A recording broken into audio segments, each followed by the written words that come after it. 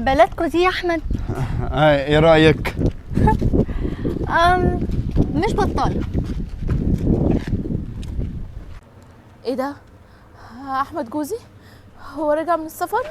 يا احمد يا احمد احمد ايه ده يا انت جيت احمد؟ من السفر؟ انت تعرفها؟ هي دي من ضمن الناس اللي كنت بتشفق عليهم، اللي بتبعت لهم مساعدات. دي طلعت عارفاك يا احمد. مساعدات؟ مساعدات ايه؟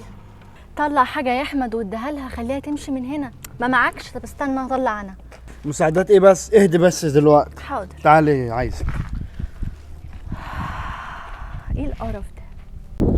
مين دي يا احمد؟ وايه المساعدات اللي بتقول عليها دي؟ انا مش فاهمه حاجه.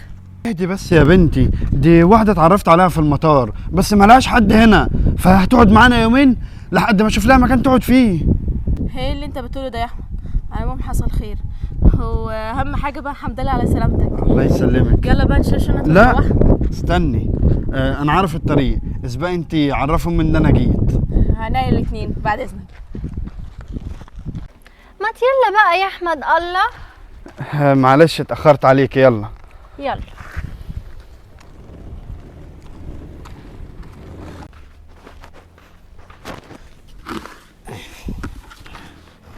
يا ترى البت دي تبقى مين؟ انا مش مرتاحه لها. طب ليه احمد جوزي بتتكلم معايا بالاسلوب ده وسكت لها؟ لا، في ان ولازم اعرف. الا قولي بقى يا سي روميو، هي مين دي يا احمد؟ ما انت قلتي واحده من اللي بعطف عليهم، اظن عرفتيها يعني. همشيها لك. يلا يلا يلا. تعالي يا حبيبتي. خمسة. ايه ده احمد؟ ابني يا ام، عامله ايه؟ الحمد لله على السلامه يا حبيبي. الله يسلمك. ازيك يا انتي؟ مين دي؟ سلم على امي. مين دي؟ مراتي يا امي. الحق يا احمد، دي طلقت خالص. اتجوزتها بره. مراتك؟ ايوه تعالي بس، تعالي نقعد. تعالوا تعالي يا ماما. تعالي. مراتك ازاي؟ ومنين؟ وندى هتعمل فيها ايه؟ عادي يا ام، ايه المشكله يعني؟ طالما انا قادر اصرف عليهم وعيشهم ما اتجوز 2 و3 و4 كمان. شرع ربنا، هو انا عملت حاجه غلط؟ يكش تتجوز 10، انت ازاي تجيبها هنا وتجرح ندى؟ ندى مين؟ اهدي بس يا حبيبتي. ندى مراته. انت متجوز؟ ايوه متجوز. ايه يا احمد؟ الفلوس اللي انت ما كنتش بتبعتها كانت هي بتبدل مكانها، هي اللي كانت بتصرف عليا وبتشتغل في كل حته شويه يا احمد. انت عارف فين مراتك دلوقتي؟ مراتك في الشارع. مراتك في الشارع بتشتغل، وانت ايه؟ رايح تتجوز؟ تتجوز ازاي وانت ظروفك كانت صعبه ومش لاقي تاكل؟ ولا انت بقى كانت الدنيا حلوه معاك وكنت بتكذب علينا؟ رد عليا عشان كنت مستخسر القرش في مراتك وامك. امي انا اتجوزت واحده تليق بيا، انت مش شايفه التانية عامله ازاي؟ فلاحه وشكلها ولبسها. شكلها ولبسها؟ ما هو انت معمى على عينك، لبس البوصه تبقى عروسه. بتهزقني تاني وانت واقف. اهدي يا ملك. ما هو مراتك دي لو كنت صرفت عليها وشيكتها ولبستها كان ضفرها بقى برقبة 10 زي دي. ده من وجهة نظرك.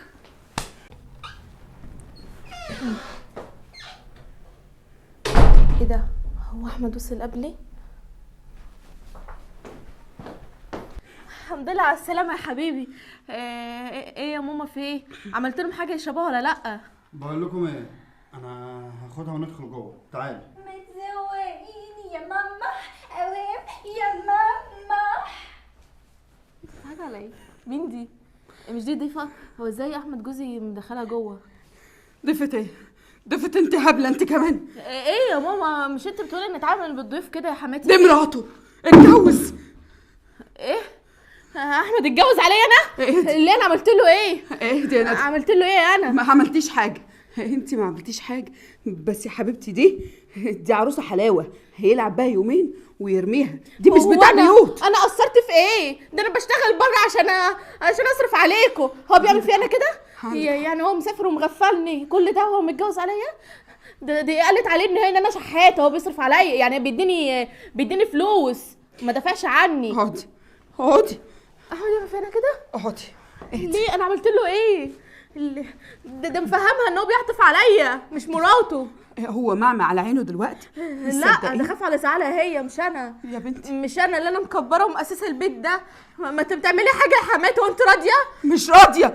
انت بتعايريني انت بتشتغل عليا يا ندى، بتعايريني يا ندى. لا ما هو مش بعد ما اعمل الحلو ده كله يتقلب شر.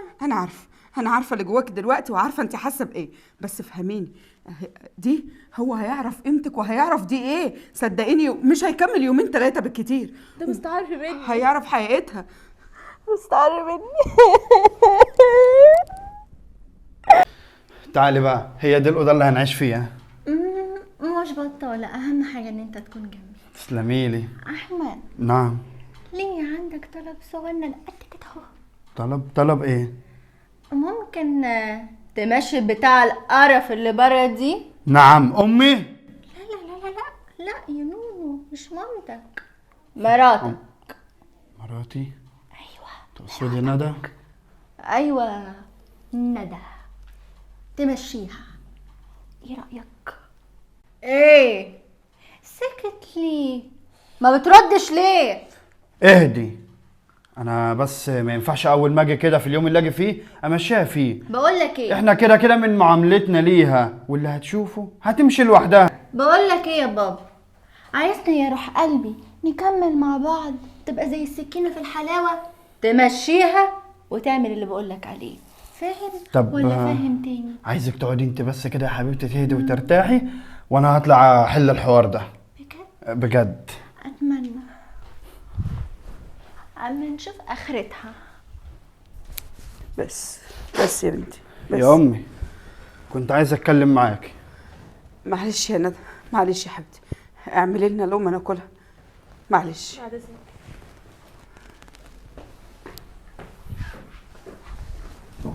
بقول لك ايه، خير. انا عايز اطلق ندى. ايه يا نهارك اسود، تطلقها؟ ايوه عايز اطلقها. طلقها بعد ايه؟ بعد كل اللي عملته معاك واستحملته؟ طب ولما تطلقها هتروح فين؟ تروح عند اخواتها بقى ولا تروح في اي حته؟ فعلا تروح عند اخوها، تقول له بعد ما استحملت جوزي في غربته وصرفت عليه وعلى امه، ها، وشلت بيته، رماني وطلقني، صح؟ راجع نفسك يا ابني، هتندم صدقني ومش هتلاقي ضفرها. عشان خاطر يا احمد فكر كويس، راجع نفسك يا احمد عشان خاطر ربنا. امي ما تحاوليش، عشان كده كده خلاص ندى مش هينفع تعيش معايا هنا ولا هتعيش في البيت ده تاني، فيا ريحي نفسك بقى من محاولاتك الفاشله دي. يا احمد ندى لو مشيت انا مش هقعد لك فيه وهغضب عليك العمر كله. امي ما تقارنيش نفسك بحد، لا. وبلاش تيجي معايا في السكه دي عشان انت عارفه انا ما ربطكش على قله الاصل، عشان خاطر ربنا، عشان خاطر يا احمد. طب خد فرصه، خلي دي معاك فتره وخلي ندى معاك، وانت نفسك هتعرف الفرق يا ابني. مش هاخد فرص ولا اعمل حاجه، ويا ريت بقى اللي اقوله يتنفذ. ايه ده؟ ايه البيت ده؟ الصوت ده مش عامل مشكله؟ البيت ده يخرب بيت ذوقك يا احمد. رمرام، لا انا لازم اشوف لي بيت غير ده، لازم احمد يجيب لي بيت. يا احمد خلاص يا احمد، هي كده كده خربت، مش هينفع نكون لبعض تاني. ايش انتي تستنطي على حماتي وجوزي يا بت؟ تعالى شوف يا احمد. ايدك كده، فين؟ اوعى تلمسيني. في ما تمدش ايدك عليه. صوتكم عالي ليه؟ ايه اللي حصل؟ بتتسنط عليكم انتوا الاتنين. كنت بتصنت يا احمد وانت بتبيع مراتك اللي شالتك سنين وشالت امك في غربتك، كنت بتشيل رمل في العماره اللي جنبينا عشان اجيب يوميه عشان نصرف انا وامك، عشان انت ما كنتش بتبعت فلوس وبتروح تصرف على السنيور. امال انت يا اختي عايزاه يتجوز واحده فلاحه ولا ايه؟ ومالهم الفلاحين ولاد اصول بيحبوا يحافظوا على نفسهم. الاصول في الفصول يا اختي، ما بيجروش ورا ناس متجوزه. بس العيب مش عليكي، العيب على جوزي اللي هو سندي في الدنيا، عشان سمح لك ان انت تتكلمي معايا بالاسلوب ده ندى، ومفهمك ان انا بيعطف عليا عشان غلبانه بشيل رمل عشان اصرف على امه. ولا ايه؟ خلاص قلت لك ما تقارنيش نفسك باي حد هنا، انت احسن من اي واحده يجيبها. احمد افصل في الموضوع ده دلوقتي، انهي الحوار يا ابني، شوف هتقدر تعيش مع مين ومين اللي هتصونك. هودني يا احمد، مش محتاجه كلام يا امي طبعا. خلاص انا عرفت ردك ايه، ما انا سمعت. هو انا كده كده بعد ما انت استعريت مني وان انا البنت اللي بتعطف عليا، انا مش هتبقى على ذمتي وطلقني بعد اذنك. يا ندى، يا ندى، ندى، يا ندى، اسمعي يا بنتي، ما تسيبيش بيتك، ابوس ايدك، ده بيتك انت مش بيتهم هم. لا كان بيتي، كان بيتي يا حماتي، ودلوقتي ما بقاش بيتي ومش عايزاه يكون بيتي. ما تسيبنيش يا ندى، يا ندى. بقى كده يا احمد؟ ماشي. احمد، اللي انت عملته ده غلط، وصدقني هتندم، هتندم يا ابني. هودني، راجع نفسك، دي مش بتاعت عيشه، واللي حصل ده مش هينفع خالص. ايه يا ابو حميد؟ تعالي يا حبيبتي ايه اقعدي. يا حبيبي زعلت؟ يومين وهتنسى. مزعل نفسك ليه ومكبر الموضوع؟ لا انا مش زعلان، بس المشكله ان امها شريه شويه، وطبعا هي بتحب ندى، بس خير ان شاء الله. على رايك كده كده كل حاجه يومين وهتتنسي. دي ايامها معايا بيضه. حبيبي انا نسيت حاجه على النار، ده انا عامله لك اكله تجنن. ماشي. طب قومي شوفيها. طيب وانت هتفضلي قاعده عن نسيتي حاجه وقاعده برضو؟ قعدتي جنبك بالدنيا. خلي المطبخ يولع وقعدتك جنبي. انا مش عارفه اتحمل ازاي اعيش من غير ندى. دي كانت حته مني، ده هي اللي شايلاني، هي اللي مونساني في البيت ده، والعقربه دي اعيش معاها ازاي؟ يا رب عديها على خير يا رب. ايه يا اختي مالك بتعيطي ليه كده؟ فيكي حاجه ولا ايه؟ احمد رجع. طب الحمد لله ان هو رجع، على الاقل يريحك ويشيل بقى حمل امه هو. اه طبعا ريحني وهو جايب في ايده واحده سنيوره ومتجوزها عليا، ولما قالت له مين دي، انا واحده بعطف عليها، انا بيعطف عليا، انا انكر ان انا مراته. ارواتي عمل معاكي كده، بس انت اللي غلطانه. ياما قلت لك هتضيعي سنين من عمرك وشبابك وتدفني نفسك مع ست زي دي، وهو عمل ايه في النهايه؟ رماكي واتجوز عليكي. مش دي الاصول اللي انت علمتوني عليها؟ ان حماتي تبقى زي امي، وان انا اشيل فوق راسي ولا ايه؟ ولا هعملها وحش وبرضك ارجع متطلقه؟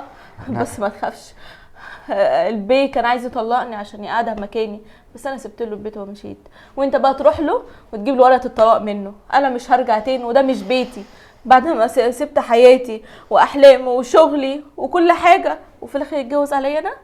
ليه؟ ده انا كنت بشيل رمله عشان اصرف على امه. ما تقلقيش يا اختي ولا تخافي، انا هجيب لك حقك. ماشي؟ انت رايح فين دلوقتي يعني؟ بقول لك انا هجيب لك حقك يا محمد. ايه يا عم ده عامل ايه؟ كويس انا لقيتك هنا. ايه يا عم مالك في ايه؟ شفت احمد الزباله الواطي، احمد جوز اختي، ماله؟ بعد ما رجع من السفر قال جاي ومتجوز وعايز يطلق اختي. ايه؟ انت بتقول ايه؟ زي ما بقول لك كده. على فكره الواد ده كلب وزباله وواطي، وانا قلت لكم من الاول الواد ده مش بتاع مسؤوليه يا عماد. طب المهم يا محمد، انا كده سالته واتقصت، عرفت ان البت اللي هي متجوزها بنت سهله كده وبتاعها قرش، يعني انت لو غرتها بفلوس ممكن تيجي معاك شمال ويمين في اي حته. تفهمني طبعا. خلاص يا عماد فهمتك، ما تشغلش بالك، حلها معايا. ماشي يا صاحبي. مالك؟ لحقت اوحشك؟ بقول لك ايه، انا خارج بره شويه اقعد مع اصحابي. صحابك؟ ماشي. ماشي. يلا عايزه حاجه؟ بقول لك ايه، ايه؟ ما تاخدني معاك؟ اخدك معايا فين؟ انت اتجننتي؟ بقول لك صحابي مش صحباتي، احنا هنا مش زي بره. ما هو انا بصراحه مخنوقه من القعده هنا. سلام. مالك صح؟ كنت عارفه ان انا مش ههون عليك. لا انا بقول لك خلي بالك من امي. امك؟ ايوه. فعلا يا ابو حميد. خلاص تمام يا عماد، بس اهم حاجه يكون احمد مش موجود. اكيد يا محمد. ايه يا عماد مالك بتبص كده ليه من تحت لفوق؟ اللي بيحصل اسمه نصيب. لا ده مش اسمه اسم او نصيب، ده اسمها قله اصل. يبقى استاذن انا بقى يا عمده عشان دي امور عائليه. هو انت فاكر ان انا هزعل انت سبت اختي؟ ده انا مبسوط، ده ارتاحت منك من امك يا راجل. على اساس ان انا كنت تعبها يعني. بقول لك يا عماد اللي بينا انتهى. ايه ده ايه ده ايه ده ايه ده؟ انتي اللي ميعادك هنا؟ دي اوضتي. يعني مش اوضتك، يعني بره يا ماما. شوفي لك مكان غير هنا، لا تنامي في الصاله لا تنامي في الاوضه التانية. يلا فول اوبشن. خلصتي كلام؟ اه. اسمعي يا بت انتي، الكلام والدلع والمرقعه دي على جوزك، على احمد، مش عليا انا. انما انا لما تكلميني عينك تبقى في الارض، فاهمه؟ ويلا يا حلوه شوفي لك خنك بره في الشقه اتداري فيه يما، بدل ما افعصك زي الصرصار. بره هتحكم فيا ببيتي كمان لما تيجي يا احمد. ايه ده؟ الام قال دم قوي. انتي عايزه لها ترتيب وتكتيك؟ ما حصلش. صبرك عليا. ما نشوف مين. ايوه خير. السلام عليكم. عليكم السلام. معلش ممكن تندهي مدام الاستاذ احمد؟ انا المدام. خير. طب حضرتك الاستاذ احمد كان عامل لك مفاجاه وبعتنا عشان ناخدك للمكان ده اللي هو عامل لك فيه المفاجاه وكده يعني. احمد؟ اه. انا كنت عارفه اني مش ههون عليه. طب حضرتك هتيجي ولا ايه؟ انا جايه. ايوه انا جايه. اتفضلي. هو ايه المكان بعيد ولا ايه؟ لا حضرتك مش بعيد، خلاص قربنا نوصل اهو. اتفضلي. ما نشوف. ايه ده انت بتتكلم بجد؟ طب تمام قوي، انا جاي لك. سلام. على فكره الموازين اتقلبت. تتقلب ولا ما تتقلبش؟ غرف ده يا راجل انا ناقص. البت ملك وحشتني لما اقوم اشوفها. ايه ده؟ هو الباب مفتوح ليه؟ يا ملك! ملك! ام فين ملك؟ انا مش عرفني فين زفت. مش هعرفك ازاي يا ام، انا كنت سايبها في البيت. انا ما اعرفش، انت جيت لقيتني قاعده في اوضتي. ماشي.